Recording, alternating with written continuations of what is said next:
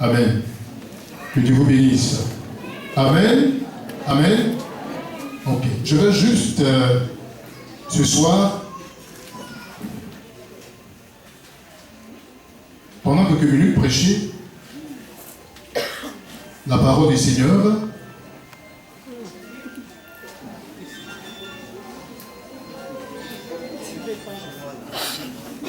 Nous allons lire la parole du Seigneur dans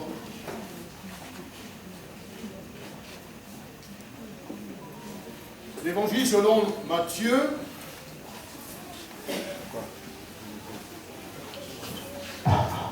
L'Évangile selon Matthieu. L'Évangile selon Matthieu, chapitre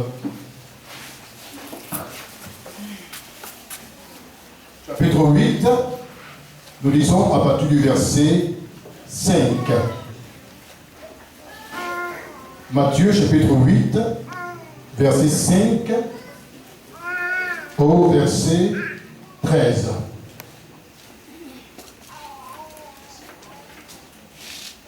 De passage, nous avons préparé quelques chants. On va commencer à les présenter à partir de demain. Amen. Nous croyons que Dieu vous fera du bien après ces chants. Matthieu chapitre 8, verset 5 à 13.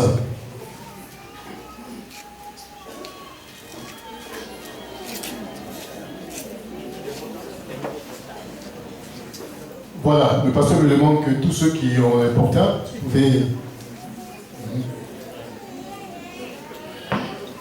Voilà. Vous pouvez éteindre, après, bon. Merci. Matthieu chapitre 8, verset 5, nous lisons, comme Jésus entrait dans Capernaum, un centenier l'apporta, le priant et disant, Seigneur, mon serviteur est couché à la maison atteint de paralysie. Verset 7, Jésus lui dit, j'irai et je le guérirai.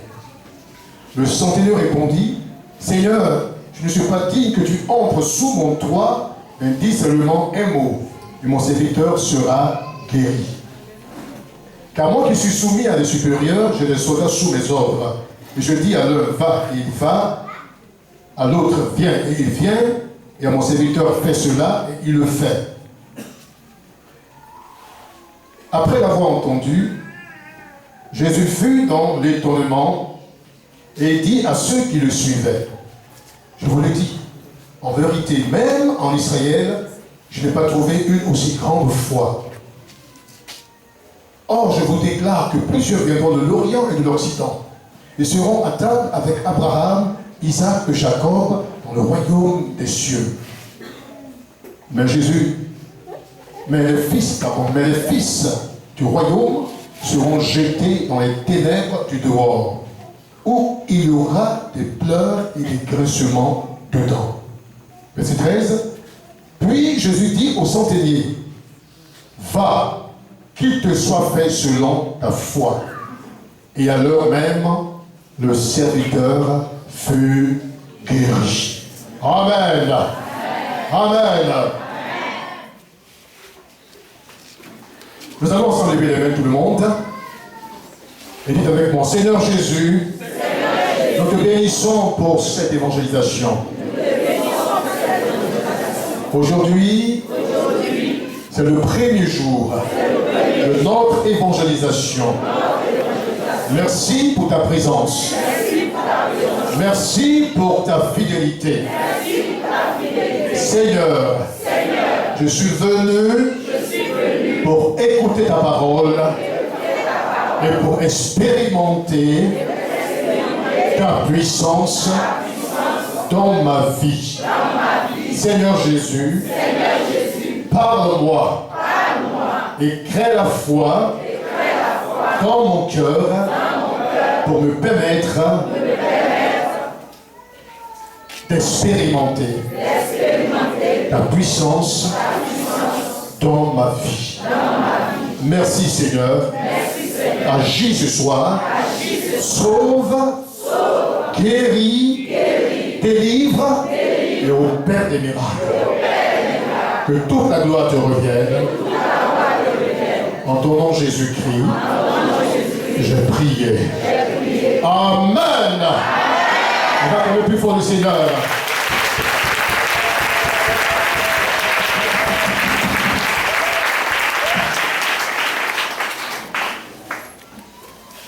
Je voudrais ce soir prêcher sur ce thème que le suivant: Jésus est la réponse aux problèmes du monde d'aujourd'hui. Acclamez le Seigneur. Alléluia. Jésus est la réponse aux problèmes du monde d'aujourd'hui. Dans la Bible, la parole de Dieu, que nous avions tout à l'heure, comment dirais-je, lu, cette parole de Dieu que nous avons lue,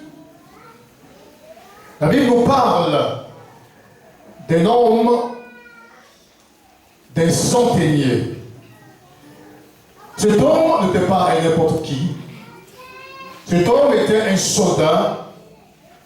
Cet homme était un centenier, un chef. Il avait sous son autorité plusieurs soldats. Cet homme avait un problème. Cet homme avait plusieurs serviteurs. Et parmi ces serviteurs, il y avait un qui était malade. Un de ses serviteurs était malade. Il y avait ce serviteur dont je vous parle. Et dans cette ville où il se trouvait, à Capernaum,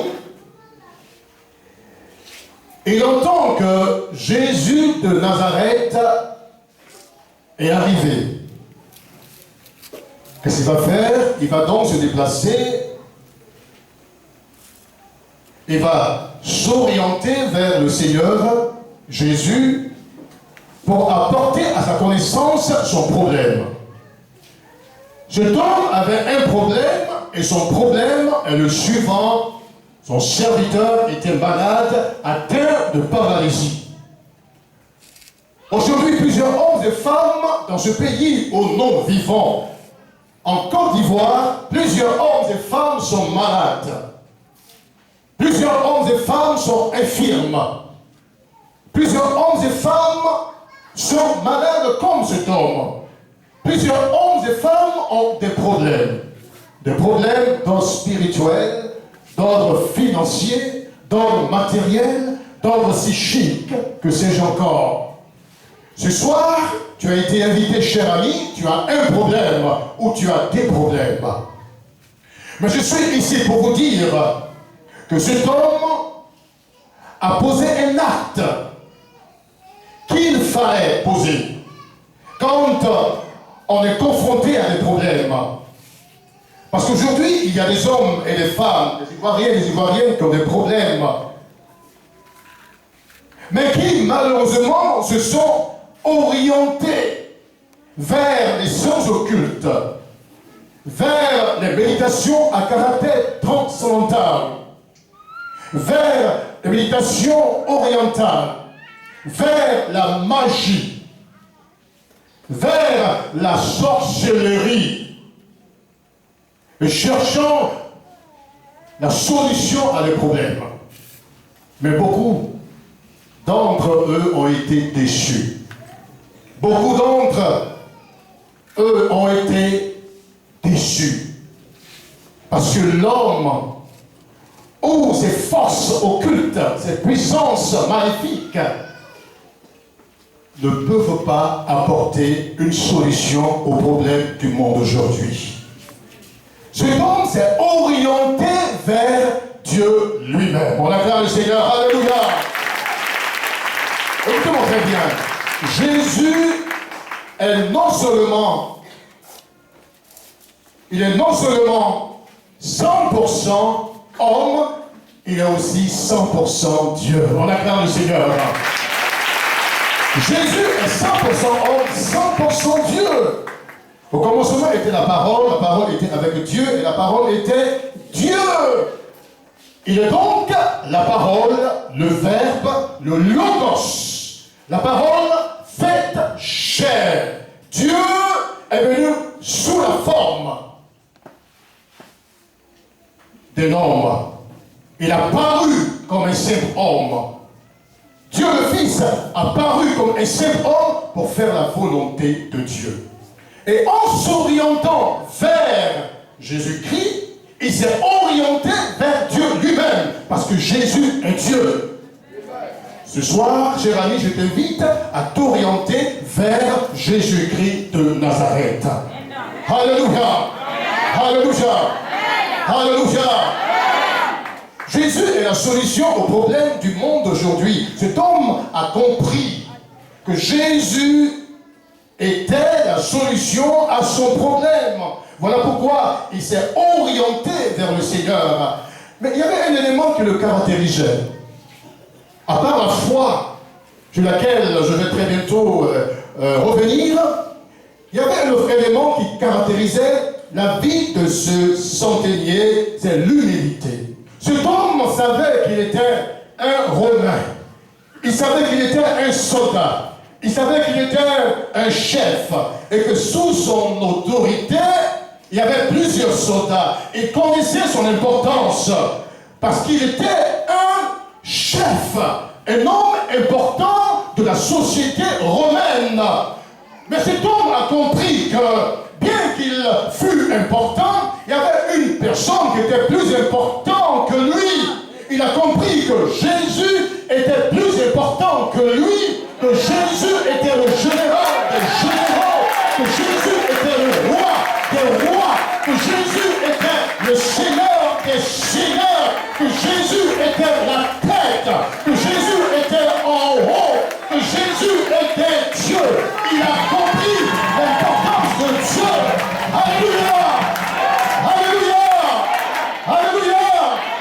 Que vous le voulez ou non, Jésus est la personne la plus importante dans ce monde.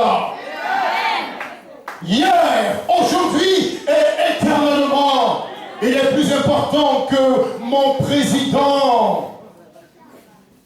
Le président des États-Unis d'Amérique. Il est plus important que le président de la Côte d'Ivoire. Plus important que le président du Ghana. Plus important que le président, comment dirais-je, de la France. Jésus, il est Dieu et il est plus important. C'est pourquoi quand vous avez Jésus dans votre cœur, vous êtes important.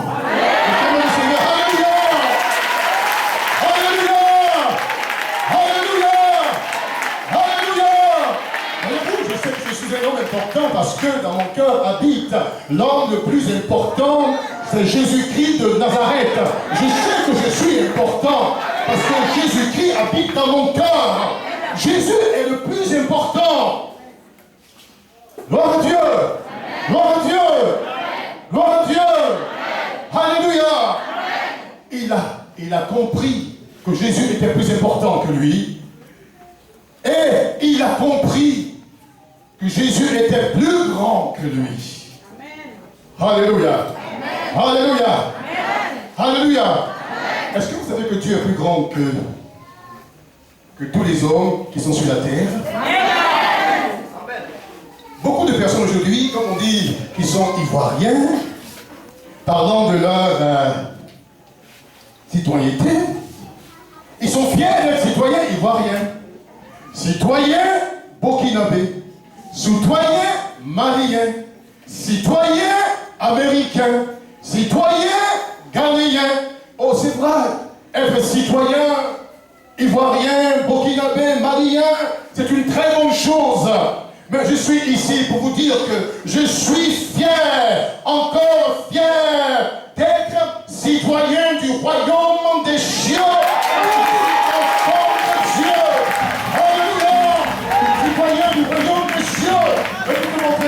Les grandes puissances dont nous parlons aujourd'hui, les États-Unis d'Amérique, d'où je viens, la France, je parle encore par exemple la Chine, toutes ces grandes puissances, toutes ces nations, même la Côte d'Ivoire, le pays que nous aimons tant, le Burkina Faso, le Mali, toutes ces nations, un jour, elles vont toutes passer. Mais il y a une seule nation, il y a un seul royaume qui ne passera point. C'est le royaume de Dieu.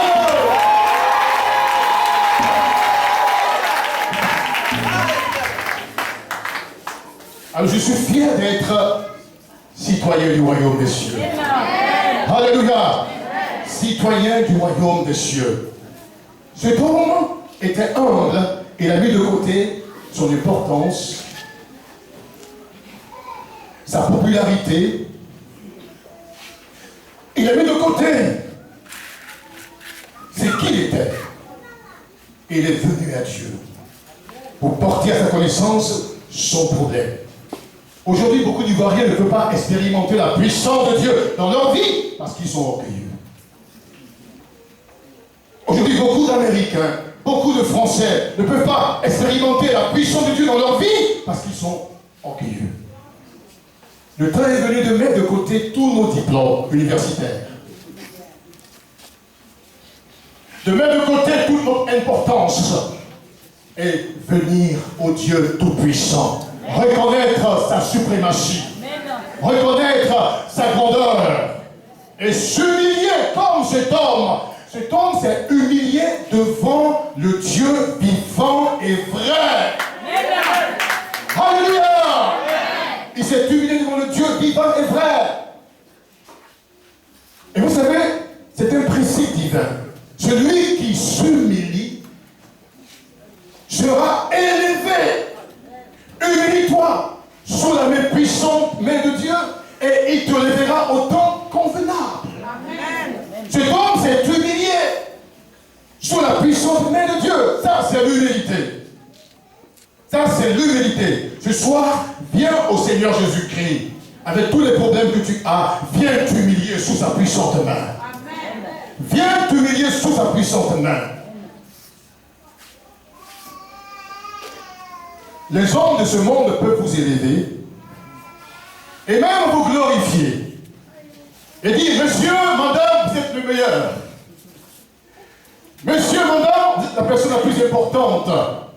Les mêmes bouches qui vous ont élevé, les mêmes mains qui vous ont élevé, qui vous ont dit bravo, bravo, ces mêmes bouches, ces mêmes mains vont vous abaisser un jour. Mais quand Dieu nous élève, on est élevé pour toujours. Aucune puissance ne peut nous abaisser.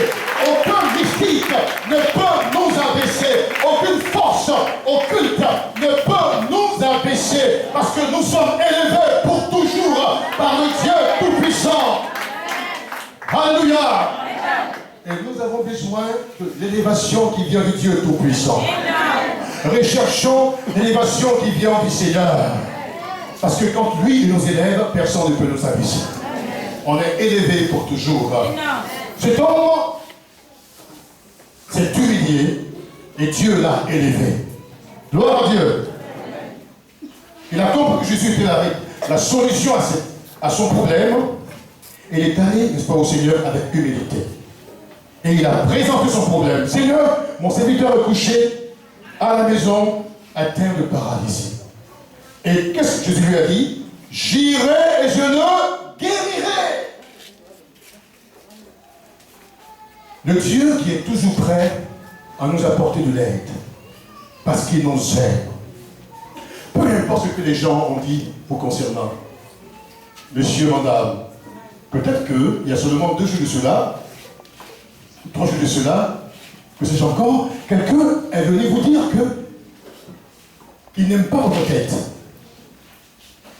Je suis ici ce soir pour vous dire qu'il y a une personne qui vous aime tel que vous êtes. Jésus vous aime tel que vous êtes. Il vous aime tel que vous êtes. Le Dieu qui est toujours prêt à nous apporter de l'aide. Il dit, j'irai et je le guérirai. Et encore un autre élément qui caractérisait la vie de cet homme, je vais tout à l'heure parler de cet élément, je reviendrai là-dessus, c'était la foi. On acclame le Seigneur. Non, Seigneur, je ne suis pas dit que tu entres sous mon toit, mais dis seulement un mot, et mon serviteur sera guéri. Cet homme avait la foi dans son cœur. Et comme je dis, je le répète, cette foi qu'il avait, il a démontré cela. Il avait la foi, il a démontré sa foi. Ensuite, il a posé un acte de foi. Alléluia! Cet homme avait la foi, il a démontré sa foi. Il a posé un acte de foi. Il dit au Seigneur, moi qui suis souverain des supérieurs, je descendrai sur les autres. Quand je dis à l'un va, il va. À l'autre viens, il vient. À mon serviteur fais cela, il le fait. Qu'est-ce que cela veut dire? Quand je dis à mon serviteur va, je sais qu'il ira et il va. À mon serviteur viens, je sais qu'il viendra et il vient. À mon serviteur fais cela, fais telle ou telle chose, je sais que l'ordre que j'ai donné, cet ordre-là sera exécuté. Il lui a dit, Seigneur Jésus, tu vois, j'ai la foi. Je crois en toi. Je crois que ta parole est vraie. Je sais que tu es Dieu. Quand tu donneras un ordre, l'ordre que tu donneras sera exécuté. Dis seulement un mot et mon serviteur sera guéri. C'est la foi. Il nous faut la foi si nous voulons aussi expérimenter la puissance de Dieu dans notre vie. Pendant ces 4 jours, si nous voulons expérimenter la puissance de Dieu dans notre vie, il nous faut la foi. Il nous faut croire. Hébreux 11, verset 1. La foi s'assurant des choses qu'on espère, une démonstration de celles qu'on ne voit pas. Verset 6. Ceux qui ont la foi sont agréables à Dieu. Que celui qui s'approche de Dieu croit que Dieu existe et que Dieu devienne le renumérateur, l'accomplisseur de ce qu'il cherche. Il te sera fait selon ta foi. Cet homme avait aussi la foi. Non seulement il était humble, mais il avait aussi la foi. La foi dans son cœur. Et la foi d'un homme a étonné Dieu. La foi d'un être humain créé par le Dieu Tout-Puissant, par le Dieu d'Abraham, d'Isaac et de Jacob, a étonné Dieu. Dieu a été étonné. Gloire à Dieu. Verset 11. Or, je vous déclare que plusieurs viendront de l'Orient et de l'Occident et seront à table avec Abraham, Isaac et Jacob dans le royaume des cieux. Mais les fils du royaume seront jetés dans les ténèbres du dehors, où il y aura des pleurs et des grincements de dents. Avant de prononcer ces paroles, la Bible nous dit ceci. Après l'avoir entendu, au verset 10, Jésus fut dans l'étonnement. Dieu a été étonné. La foi d'un homme a étonné Dieu. Gloire à Dieu. Gloire à Dieu. Jésus fut dans l'étonnement et il dit à ceux qui le suivaient, je vous le dis en vérité, même en Israël, je n'ai pas trouvé une aussi grande foi. Et c'est après cela qu'il a dit, or je vous déclare que plusieurs viendront de l'Orient et de l'Occident et s'assiront à table avec Abraham, Isaac et Jacob dans le royaume des cieux. Or je vous déclare que plusieurs viendront de l'Orient, de l'Occident, plusieurs viendront de la Chine, viendront du Japon, viendront des États-Unis, viendront de la France, plusieurs viendront même de la Côte d'Ivoire, plusieurs viendront des pays limitrophes que nous connaissons, plusieurs, et seront assis à table avec Abraham, Isaac et Jacob. Quand Jésus dit plusieurs, il parle de tous ceux et de toutes celles qui croient en lui. Dans Jean chapitre 20, verset 31, il est dit, mais ces choses ont été écrites afin que vous croyiez que Jésus est le Christ et qu'en croyant, vous ayez la vie en son nom. La vie en son nom. La foi produit le pardon de nos péchés et la vie éternelle. La foi en Jésus. Gloire à Dieu. Beaucoup de personnes disent, je suis sauvé parce que mon père est pasteur, ma mère est diaconesse, ou parce que je suis issu d'une famille chrétienne. Non, non, non. Tu n'es pas sauvé parce que tu es issu d'une famille chrétienne. On est sauvé par la foi en Jésus. Parce que c'est Jésus qui est le chemin, la vérité et la vie. Nul ne vient au Père que par lui. Jésus est le sacrifice parfait. Amen. Parce que c'est lui qui est mort sur la croix de Golgotha. Le prix est payé. Tout ce qu'il fallait faire pour que vous et moi soyons sauvés, Jésus l'a déjà fait sur la croix il y a 2000 ans. Le prix est payé. Son sang a coulé pour la rémission de nos péchés. Il est le sauveur de l'humanité. Le sauveur du monde. C'est Jésus-Christ. Alléluia. Jésus est le sauveur. Et c'est en croyant en lui, en croyant qu'il est le Christ, le Fils de Dieu, en l'acceptant dans son cœur comme son Seigneur et son sauveur personnel. Vous n'acceptez pas une religion ou une idéologie ou un système, mais vous acceptez la personne de Jésus-Christ dans votre cœur comme votre Seigneur et sauveur personnel. Alors, vous obtiendrez le pardon de vos péchés et la vie éternelle. Dieu nous a donné la vie. Et cette vie est en son Fils Jésus-Christ. Celui qui a le Fils de Dieu dans son cœur a la vie éternelle. Alléluia. Alléluia. Tous ceux qui croient viendront de l'Orient, de l'Occident, viendront même de l'Afrique et s'asseront avec Dieu dans le royaume des cieux. Ce sera la fête des noces. Alléluia! Est-ce qu'on peut acclamer le Seigneur? Alléluia! Gloire à Dieu!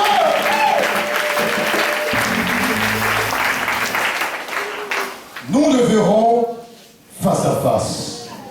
Nous le verrons tel qu'il est. Nous le servons sans l'avoir vu. Mais le jour arrive, nous le verrons face à face. Nous serons assis avec le Seigneur dans le royaume des cieux. Nous serons à table avec le roi de gloire. Alléluia! Et le Seigneur invite à ce festin tous ceux et toutes celles qui sont sans Christ et sans Dieu. Tous ceux et toutes celles qui sont encore dans la boue du péché, qui sont encore dans la prison. Cher ami, le Seigneur Jésus t'invite à ce festin. Oh, ce sera merveilleux dans le royaume des cieux. Ce sera glorieux dans le royaume des cieux. Nous serons assis avec le roi de gloire, le Seigneur des seigneurs à table, et nous mangerons dans le royaume des cieux. Alléluia! Gloire à Dieu!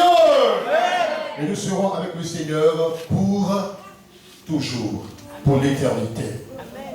Mais pour être à ce festin, cher ami, il faut croire que Jésus est le Christ, le Fils de Dieu. Et il faut l'accepter comme son Seigneur et son Sauveur personnel. Le salut est personnel. Dieu lui-même, Dieu le Fils, est venu d'une manière personnelle dans le monde pour mourir sur la croix pour nos péchés. Il a tout accompli pour le pardon de nos péchés. Il a tout accompli pour la vie éternelle. Il a tout accompli pour que nos péchés soient pardonnés. Il a tout accompli pour que nous ayons la vie éternelle. Dieu a fait sa part en venant dans ce monde. Le Fils de Dieu est venu, il est mort sur la croix pour nos péchés. Cher ami, toute ta part à faire, c'est de venir au Seigneur Jésus. Et l'accepter comme ton Seigneur et ton Sauveur personnel. Ce n'est pas la religion qui va te sauver. La religion ne sauve pas l'homme. La religion, c'est l'effort que l'homme fait pour atteindre le Dieu Tout-Puissant. Les incisions, le pèlerinage, en répandant le sang des moutons, le sang des bœufs, toutes ces choses-là ne pourront pas apporter le pardon de tes péchés. Il y a un seul sang qui a été versé, que Christ a versé. C'est le sang précieux de Jésus-Christ.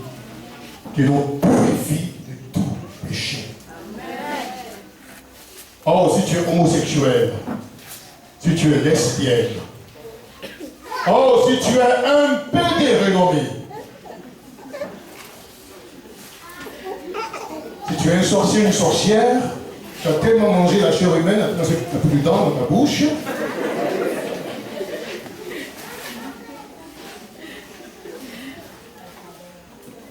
Si tu te livres à la gérontophilie, à la pédophilie, à la nécrophilie, que sais-je encore, quel que soit tes péchés, le sang de Jésus-Christ te purifiera de tous tes péchés. D'accord, alléluia!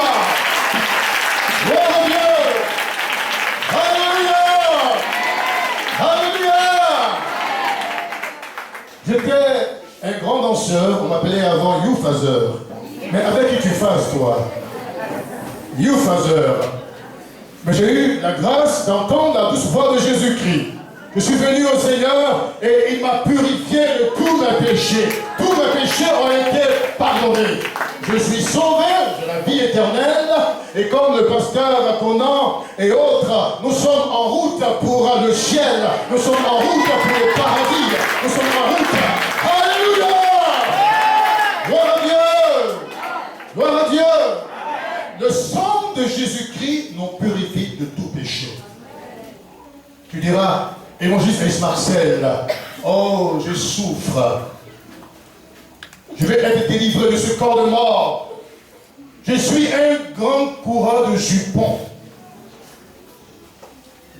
J'ai tel ou tel lien dans ma vie. Je suis un grand pécheur. Quel que soit le nom de tes péchés, ce soir, si tu viens à Jésus-Christ, son sang te purifiera de tous tes péchés. Alléluia! Gloire à Dieu! Gloire à Dieu! Nous serons un jour avec Jésus-Christ au paradis. Nous serons un jour avec le Seigneur. Et nous serons avec le Seigneur pour l'éternité. Gloire à Dieu! Gloire à Dieu! Oh, que son nom soit béni! Que son nom soit béni. Je vais terminer. Verset 12. Mais les fils du royaume seront jetés dans les ténèbres du dehors. Mais les fils du royaume seront jetés dans les ténèbres du dehors. Il parlait, n'est-ce pas, de tous ceux et de toutes celles qui vont rejeter le don gratuit de Dieu, qui vont rejeter la parole du Dieu Tout-Puissant, qui vont rejeter l'évangile de Jésus-Christ, la bonne nouvelle, qui vont rejeter, qui vont refuter la mort et la résurrection. Aujourd'hui, beaucoup de personnes disent, moi je n'ai pas affaire à Dieu. Je n'ai pas besoin de Dieu. Qui est Dieu? Dieu c'est la nature, Dieu c'est la mer, Dieu c'est le fleuve, Dieu c'est la lagune, Dieu c'est vous et moi. Dieu ce sont les montagnes. Dieu n'existe pas. Il y a plein d'athées, plein de jeunes gens. Écoutez, la bonne nouvelle du royaume des cieux. Mais je suis ici pour te dire, cher ami, Dieu, c'est le premier et le dernier. Le commencement et la fin. L'alpha et l'oméga. Dieu, il est éternel. Il commence, il est aussi la fin. Que tu veilles au nom, tout genou fléchira. Un jour, devant le roi de gloire, ils diront qu'il est le Fils de Dieu, qu'il est le Sauveur, le roi de gloire. À la gloire de Dieu le Père, mais ce sera trop tard pour eux. Cher ami, Jésus est bel et bien le Sauveur du monde. Il est mort sur la croix pour vos péchés, pour nos péchés, pour que nous puissions avoir la vie éternelle. Alors je dis, donne ton cœur au Seigneur. Donne-lui ton cœur et tu seras sauvé. Beaucoup de jeunes gens, quand par exemple ils ont soit une copine, 2 copines, 3, 4, 5, ou même 10 copines, ils sont tellement dans la joie, parce qu'ils sont tellement aimés. Mon frère, tu es mort. Tu es mort dans tes péchés. Parce que ça va te conduire à la mort éternelle. Car le salaire du péché, c'est la mort. La suite logique. Quand on commande le péché, c'est la mort. La mort intervient. Le péché conduit à la mort. Ça, c'est pas ça la vie. Et je pense que c'est la vie. Il faut vivre, toi. Il faut vivre. Et ils ont ce terme-là. Tu vois la maman? Tu vois la maman là? Tu vois la tolo là? La boudou là? Cher ami, tu es mort dans tes péchés. Ça, c'est la mort, c'est pas la vie. Parce que le péché conduit à la mort éternelle. Christ est venu pour nous sauver du péché de son pouvoir. Pour nous délivrer du péché de son pouvoir. La vraie vie se trouve en Jésus-Christ. Alléluia! La vraie vie se trouve en Jésus-Christ. Si vous le croyez, acclamez plus fort le Seigneur.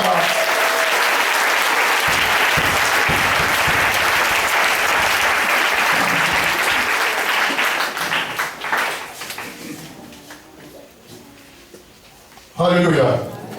Alléluia. Et qu'est-ce que le Seigneur dit? Mais les fils du royaume seront jetés dans les ténèbres du dehors. Ce sont tous ceux qui refusent la parole de Dieu. Tous ceux qui rejettent la parole de Dieu. Tous ceux qui refusent catégoriquement d'appartenir à Christ, de servir le Dieu vivant et vrai. Il y en a même qui disent que le christianisme est une invention des blancs. L'homme n'a pas été créé par Dieu. La théorie de l'évolution, l'homme est membre du singe ou du chimpanzé. Quand tu regardes mon nez, est-ce que ça ressemble à un nez de chimpanzé ou d'un singe? Quand tu regardes tous ces belles créatures, tous ces hommes, ces femmes, ces ivoiriens, ces belles créatures, est-ce qu'ils ressemblent à des singes, à des chimpanzés? L'homme vient, l'homme est membre de Dieu. Si vous voulez, c'est Dieu qui a créé l'homme à son image. Mais ce n'est pas, n'est-ce pas, le produit d'un chimpanzé ou d'un singe. Ce sont des théories, des philosophies humaines et qui sont en contradiction avec la parole de Dieu. Des déclarations fausses qui ne sont pas fondées. Tu es une créature créée à l'image de Dieu. Et tu as été créé pour servir le Dieu vivant et vrai. Alléluia. Et qu'est-ce que je dis? Mais les filles du royaume seront jetés dans les ténèbres du dehors, où il y aura des pleurs et des grincements de dents. Ici, Jésus parle de l'enfer. Il dit en enfer, les gens seront salés de feu. Salés de feu. Ici en Côte d'Ivoire, surtout en saison pluvieuse, n'est-ce pas? Hein? On a froid. Même ceux qui ont des splits ont arrêté de mettre leur split ou leur climatiseur en marche. Parce qu'il fait froid. Mais pendant la saison où il fait chaud. Et ici, moi, j'ai eu tellement de problèmes, parce que, ayant fait toutes ces années aux États-Unis, mais ici, je me lave pendant la journée, je peux me laver même 3 fois, 5 fois. 3 fois ou 4 fois. Tellement que je suis. Il fait chaud. Et je crois que vous avez aussi remarqué que quand vous sortez de votre voiture, vous, comment on fermé les portes, les vitres et tout, et quand vous revenez, il fait tellement chaud. À tel enseigne que vous êtes obligé d'ouvrir d'abord les portes pour recevoir comment dirais-je, l'air. Mais une telle chaleur, ça n'a rien à voir avec l'enfer. Vous comprenez? Juste un exemple. Ça n'a rien à voir avec l'enfer. Je suis dit qu'en enfer, les gens seront salés de feu. Les gens vont graisser les dents. Il y avait un grand adepte de Bob Marley, un des grands adeptes de Bob Marley. Il a dit, mais dites-moi, Bob Marley, où il se trouve? On lui a dit, mais si Bob Marley n'a pas donné son cœur à Jésus, il est en enfer. Et qu'est-ce qu'il dit? Oh, je vais aller en enfer, je vais danser le reggae en enfer. Il n'y a pas de reggae en enfer. En enfer, Jésus a dit, les hommes seront salés de feu, ils vont graisser les dents. Et ce ne sera pas pour 1000 ans, 2000 ans, 10 millions d'années, 100 millions d'années, 500 millions d'années. Ce sera pour l'éternité.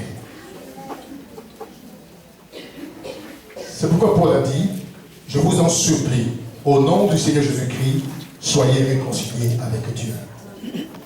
Parce que c'est terrible. C'est qui attend tous ceux qui n'auront pas leur nom écrit dans le livre de vie. Ils passeront leur éternité en enfer. Au ciel, la beauté physique n'a pas d'importance. Pour entrer au paradis, il faut avoir Jésus-Christ. Les diplômes n'ont pas d'importance.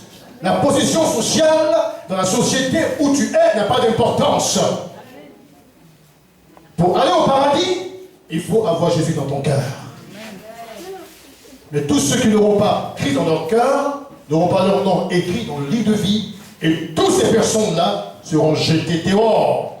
Dehors, tous les adultères, les impudiques, ceux qui aiment et pratiquent le mensonge, les mystiques, les sorciers, dehors, tous ceux qui vont rejeter le don gratuit de Dieu, dehors, tous ceux qui n'auront pas accepté Christ dans leur cœur comme leur Seigneur et Sauveur personnel, ils passeront leur éternité en enfer. Et ce sera pour l'éternité. Mais gloire soit rendue à Dieu.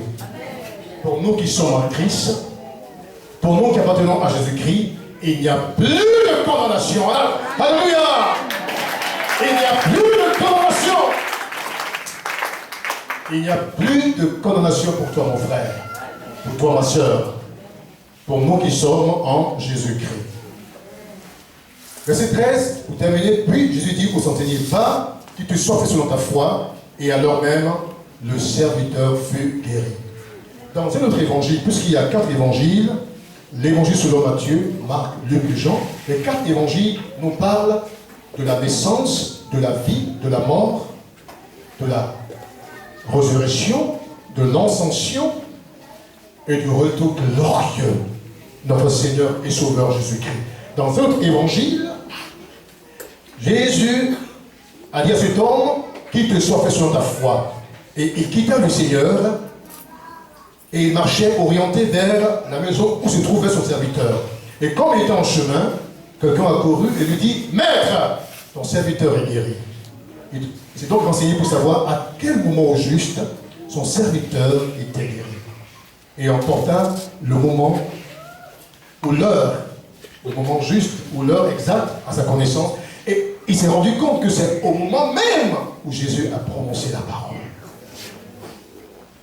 Alléluia. Il était humble, il avait la foi, il a expérimenté la puissance de Dieu dans sa vie. Son problème, qui était son serviteur, a trouvé une solution. Ce soir, si tu viens à Dieu avec un cœur humble, ce soir, si tu viens à Dieu avec foi, en portant à sa connaissance ton problème ou tes problèmes, Jésus apportera une solution. Amen. Alléluia. Amen. Si tu es malade, il est le docteur par excellence. Il a toutes les pièces détachées de ton corps. Acclame son nom. Alléluia.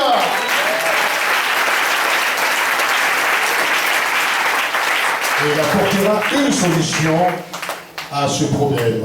Quel que soit ton problème, ce soir, Jésus est la solution.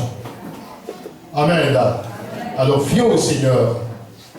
Viens avec un cœur humble, avec humilité, pour expérimenter la puissance de Jésus dans ta vie. Et tu verras la gloire de Dieu. Amen.